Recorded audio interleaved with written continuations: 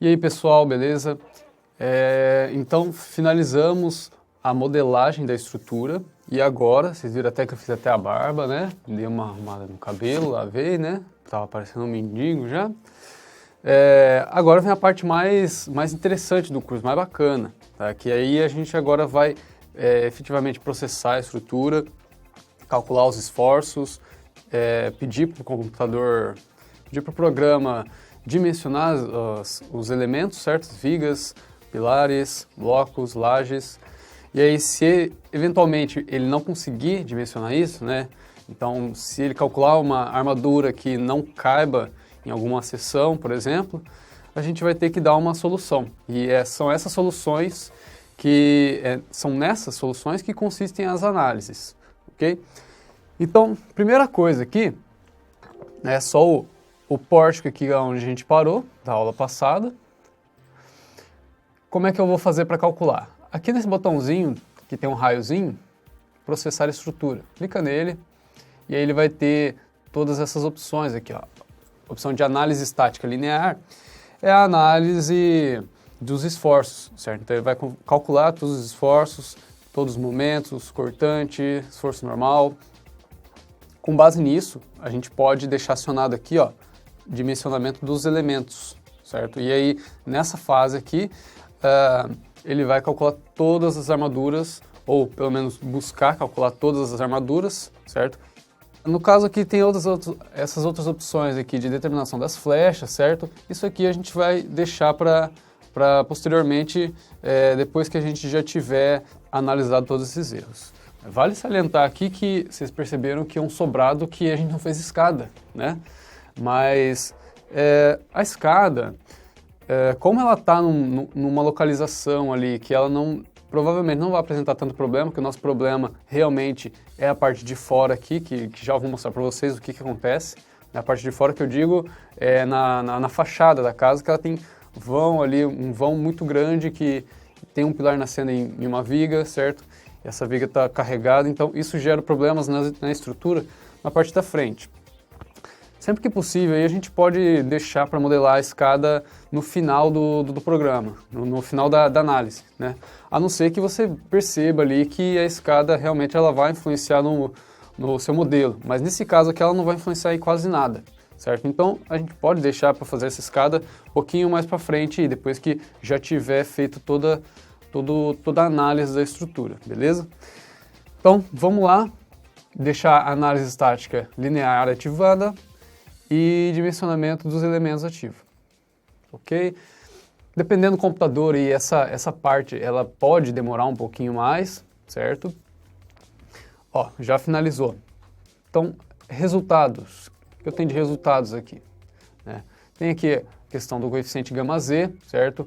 Lembrando que γz, estabilidade global, são questões que a gente só vai aplicar se a gente estiver calculando um edifício aí acima de 4 pavimentos. Abaixo de 4 pavimentos não tem muito sentido nisso, tá? Mas só para a gente fazer uma retomada aqui, certo?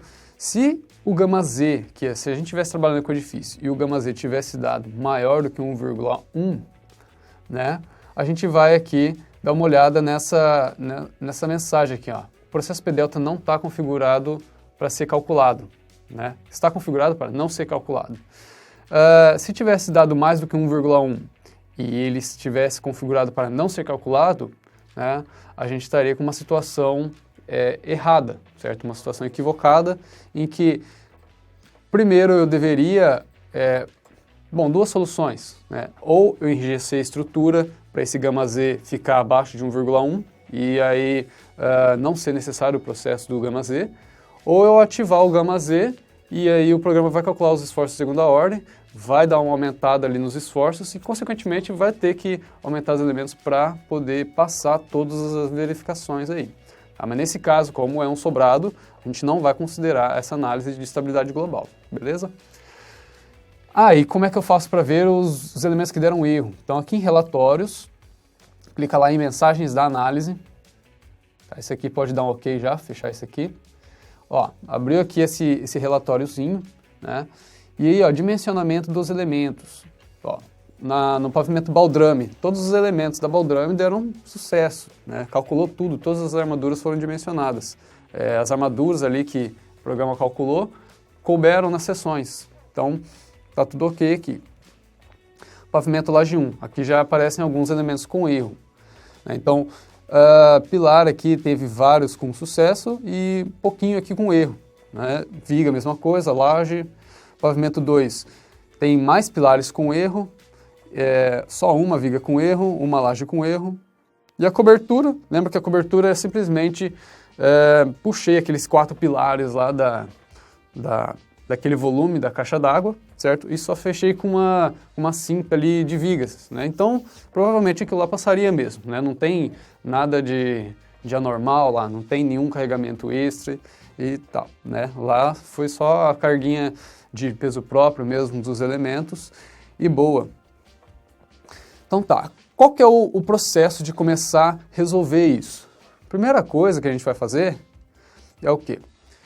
Vamos dar uma olhada aqui no pórtico da estrutura, o pórtico de esforços, certo? Então ele abre aqui, ó, um diagrama unifilar aqui do pórtico, certo? Um diagrama de barras, um diagrama analítico. E aí dá para escolher aqui que esforços que eu posso colocar. Então, se eu quiser ver os esforços axiais, por exemplo, né? Ó, dá uma olhada nesse pilar aqui, ó. Ele é o mais carregado do projeto, certo? Provavelmente ele é o que vai necessitar mais seção, né? Lembra que um pilar, quando ele está submetido a uma carga axial muito alta, muitas vezes não é efetivo aumentar só uma direção. Às vezes eu preciso aumentar 2 direções, certo? Mas aí vem a questão arquitetônica, que muitas vezes eu também não posso engordar o pilar, né? Não posso aumentar o B dele, certo? Então, nesses casos aí, a gente vai ter que fazer uma análise aí, estudar o projeto, certo? Estudar o modelo e ver o que faz. Axiais, que mais? Mostrei ali fletores, que ele já estava no começo, né? Ó, aquela viga lá na frente, ela tem aqui os seus momentos negativos aqui, um momento positivo, certo? Um momento positivo decorrente daquele pilar nascendo aqui, ó, aquele baita daquele pilar, né, que ele está segurando aquele balancinho, na verdade não um balanço, né, mas ele está segurando aquela parte lá da cobertura, certo? Notem aqui, ó, que esse pilar aqui, ele está com esse momentão aqui devido a esse apoio com a viga. Então, provavelmente esse pilar aqui pode ser que ele seja um problema também, só que pelo fato dele estar ali na extremidade, né, lembra que como eu estou com um muro de divisa, ele é 20, eu posso deixar esse pilar aí com 17, certo? Inclusive, eu acabei deixando ele com 17 mesmo, já para deixar ele certinho com o muro ali, 17 de pilar, 1,5 para o lado direito e 1,5 para a esquerda. Então, fechando 20 aí, o muro acabado. O que mais? Olha essa viga aqui, ó, como é que ela tá. Então, é uma viga que ela tá descarregada aqui, certo? Ó, o momento dela está bem baixo, só que ela chega aqui em cima desse pilar aqui, ó, ela tem um baita do momento aqui. Então, a gente vai dar uma olhada, vou mostrar para vocês aí como é que a gente faz para tentar reduzir isso aqui, né? Lembrando que se for trabalhar com rótula, plastificação de nós, existem alguns limites que a gente tem que obedecer obrigatoriamente por norma. Vale comentar aqui, tá, que das aulas anteriores aí para essa, né, na questão de modelagem, eu acabei puxando um pilar aqui, ó, tá? Então, como é que está esse pilar aqui? Ó, ele é um pilar que ele nasce lá na baldrame, certo? E ele morre na laje 1. Quer dizer, por que ele morre na laje 1? Se eu deixasse ele aqui, ó, ele invadiria esse cômodo, né? Então eu não posso deixar ele subindo. Consequentemente, essa viga aqui em cima, certo? Ela vai ter um vão maior. Consequentemente, esse pilar P15 aqui, ele vai apresentar momentos ali em torno do eixo de menor momento de inércia, o que é ruim. Então a gente vai ver como resolver essas situações. Muitas vezes a gente consegue resolver com rótula, né? Rotular ali, jogar um momento igual a 0 naquele nó, só que nem sempre isso é possível, né? Não é possível por quê? Porque para poder rotular eu tenho que fazer algumas verificações com relação à linha neutra, certo? Beleza, então. Voltando lá no pórtico deformado, certo? Não deformado, né, mas de esforços. Tem aqui também o diagrama de torsores. Então, muitas vezes uma viga ela pode aparecer torcida, certo? Torcida muitas vezes devido a alguns apoios. Então, dá uma olhada nessa viga aqui, ó. Típico caso de torção aí que pode dar, tá? Essa viga aqui, ela tem essa outra aqui apoiada sobre ela. Então, essa viga, ela vai tentar fletir, certo? A partir do momento que ela tenta descer, ela vai tentar torcer essa aqui junto. Então, ela dá aqui um valorzinho de torção um pouquinho maior. Muitas vezes isso aqui pode dar problema. E também a gente pode resolver rotulando essa viga aqui nessa. E sempre pensando assim, não vou rotular tudo à torta direita, tá? Eu vou fazer verificações com relação à linha neutra. Mais algumas coisinhas aqui. Cortante, né? Olha aqui o cortante dessa viga. Então, também, da mesma forma, ela está com esse pilar aqui, certo? E ela tem essa viga aqui apoiada, então essa viga da fachada aqui está apoiada sobre ela, ela gera uma carga de reação aqui, né? Ela gera uma ação nessa viga aqui bem alta, né? E como eu tenho aqui um apoio muito próximo, certo? Esse cortante aqui ele tende a dar um valor alto. Então, o problema maior dessa viga aqui não vai ser nem o momento fletor, mas sim o cortante. Tá? E aí, cortante não tem como a gente plastificar nada. O cortante ali, ou a gente muda o arranjo estrutural, ou tem que aumentar a seção mesmo. O cortante não tem outro jeito de se resolver isso. E agora o que eu queria mostrar, na verdade, são os deslocamentos da estrutura. Tá? Esse diagrama de deslocamentos, para que ele é útil, né? Na verdade, ele é talvez o mais útil de todos os outros. Às vezes os outros ali a gente vai usar para fazer uma análise pontual e tal, analisar de onde que está vindo um certo valor de momento ali, né? Por que aquele momento está tão alto em uma barra, né? Tem que lembrar que o nó de pórtico ele transfere momentos de outras barras, né? Então a gente tem que dar uma analisada nisso, certo? Mas o mais interessante são os deslocamentos. Por quê? Os pontos em vermelho não necessariamente são pontos que estão apresentando problema, mas sim são os pontos de maior deslocamento da estrutura. Tá? Sendo os pontos de maior deslocamento da estrutura, eu tenho aqui, ó, tem dois pontos discrepantes aqui. Ó. Tem um ponto aqui bastante problemático aqui e outro aqui. Qual que é a questão das cores? Né? As cores, na verdade, refletem uma escala. Então, assim, na verdade aqui realmente ele está dando problema, porque todas as vigas aqui eu acabei lançando elas com 12x30, certo?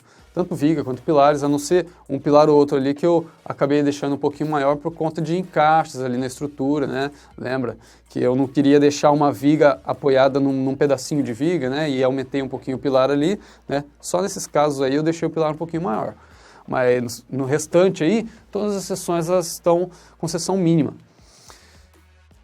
Então aqui não vai ter como a gente fugir de engrossar essa viga. Engrossar não, né? Aumentar a altura, aumentar a inércia dela para ela poder diminuir essa rigidez, diminuir um pouquinho esse deslocamento. Por que eu falo em deslocamentos, né?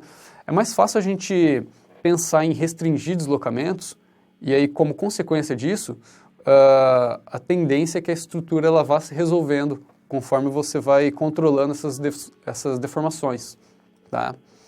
Só que assim, sempre pensando nos casos pontuais e as possíveis resoluções globais, certo?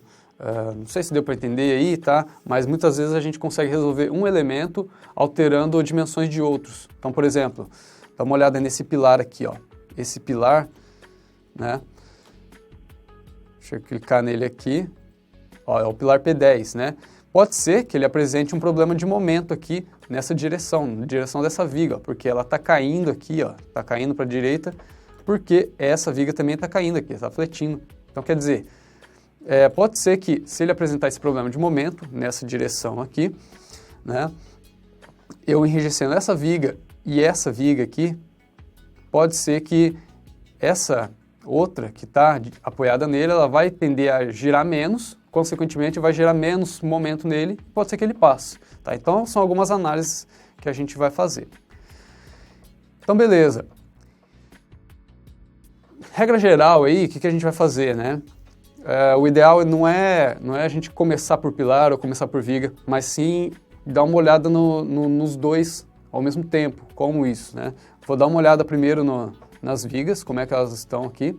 Só que antes eu vou lá para a laje 1, que a laje 1 é que está mais problemática, certo? Dá uma olhada nas vigas aqui. Olha lá o que eu tenho de viga problemática aqui. Ó, primeiro, né? Entrei aqui, mas acabei nem falando. Mas essa é a janela de configurações de viga, né? Cada aba dessa aqui representa uma consideração que a gente pode fazer. Então, momentos no vão, momentos no nó, né? Os momentos negativos. Se tiver dando a armadura, ela vai aparecer aqui, só que nesse caso não vai aparecer porque está dando erro. Seção, onde a gente pode alterar a seção. Então, aqui que vem a importância da gente definir o eixo fixo corretamente, né? Por exemplo, vamos supor que eu tivesse que aumentar o BW aqui, eu vou aumentar para 15, por exemplo, né? A gente tem que saber que esse 15, para onde que ele vai aumentar, né? Então, necessariamente, se você definir o eixo fixo no local adequado, certo? Então, por exemplo, a gente sabe que uma viga ela não pode crescer para fora, né? Então, a gente deixa o eixo fixo do lado de fora e aí a hora que eu vou mudar isso aqui, certo? Ela vai crescer para dentro sem eu precisar conferir isso aí lá no croquis, certo? Então, por isso que é importante manter o eixo fixo adequado. Nesse caso aqui, ó, por que ela está dando problema, né? Então, aqui, como é que eu faço para ver se ela está dando problema? Primeiro, ela vai aparecer vermelhinho aqui, ou também a gente pode selecionar a viga que tiver vermelhinha aqui, ou a viga que não tiver vermelhinha, ela tiver branca aqui, ó, por exemplo, trecho V9, certo? Ele vai aparecer aqui com as armaduras. Então, quer dizer, uma viga que não está dando erro, ela vai me gerar as armaduras. Nesse caso aqui, o carregamento é muito baixo, ele está dando ali a armadura mínima, né? 2 feed 8. Está dando um 2 feed 10 aqui porque, como está nesse pilar aqui, ó, essa viga ela está sobre esse pilar, e esse pilar ele está puxando mais carga, vocês viram lá no diagrama de cargas axiais, que ele é o mais carregado, então ele está ali com bastante esforço, não vai ter como fugir de ter aqui um esforço maior aqui no momento negativo. Então, consequência disso, você precisa de uma armadura maior, só que devido a algumas configurações que já está aqui nesse projeto, tá, ele vai acabar passando uma barra de fora a fora aqui na viga com 2 feed 10 aqui, que seria a armadura necessária só para esse trecho aqui. Tá? Então, assim, essas questões de barras, as emendas e tal, né, tá lá naqueles vídeos anteriores, né, nas aulas de detalhamento, de dimensionamento, as aulas de configuração. Tá? Então, quem não recordar aí, sugiro que volte lá nas configurações de detalhamento de vigas, tá? Para configurar isso. Então vamos dar uma olhada aqui na V10. Quais são os diagramas aqui que a gente tem, né? Então, ó, eu tenho um diagrama de carregamento. Olha aqui o tamanho dessa carga aqui, né? Então essa carga que ela está dando alta por causa da aplicação daquele pilar aqui, ó. Tem um pilar que nasce, certo? Diagrama de cortante, né? Ele dá aqui alguns cortantes aqui. Diagrama de momento, olha lá o momentão, certo? Baita de um momento ali embaixo do pilar que nasce, então era para dar um valor alto mesmo, tá? O que é um valor alto ou baixo, né? Vigas de 12 por 30 ali, a gente pode pensar que o valor adequado ali para ela me gerar uma armadura que caiba nessa seção, é ali em torno de 30, 40 kNm, né? Aqui ele está, ó, 7.025, né? Mas 7.025 não é quilonewton-metro, né? Ó, a gente tem que ver as unidades, sempre conferir essas unidades. Quilograma-força vezes metro. Aqui vai depender do gosto de cada um, certo? Questão das unidades que quer trabalhar, você pode vir aqui em configurações, sistema, e mudar essas configurações aqui, né? Eu gosto de trabalhar com o momento em quilonewton-metro, acho uma grandeza ali mais palpável, mas é algo que eu já trabalho aí há alguns anos e, para mim, é mais fácil de visualizar isso. Eu tenho uma noção de grandeza melhor para isso.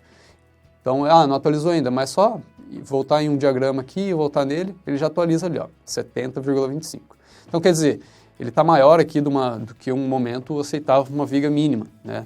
Óbvio, porque eu estou com um vãozão aqui, certo? Ó, essa viga aqui, ela está funcionando como um apoio, certo?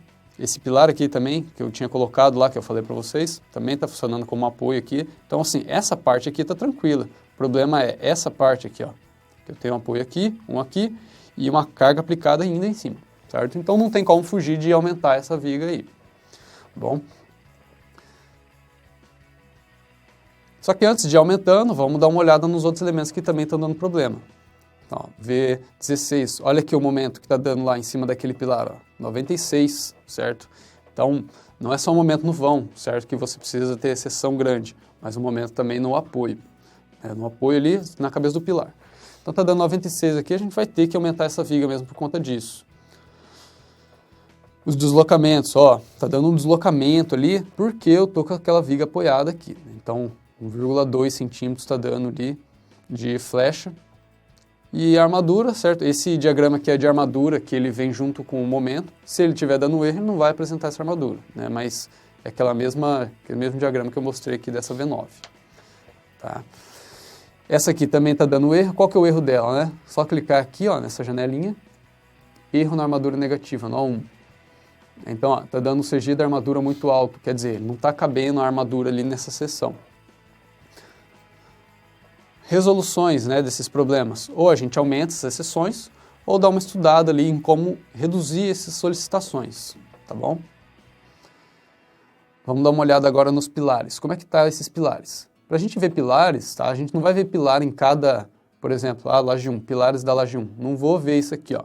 Apesar de ser possível ver aqui, só que é melhor que eu vá aqui em pilares em prumada, que daí eu já tenho as seções aqui, ó, em todas as prumadas. Então veja ali o P10, por exemplo.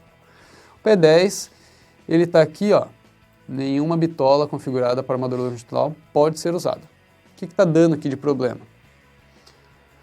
Ó, ele é um pilar que eu tive que deixar ele um pouquinho maior para poder pegar essa viga aqui e essa outra viga aqui, tá? Deixei ele um pouquinho maiorzinho mesmo.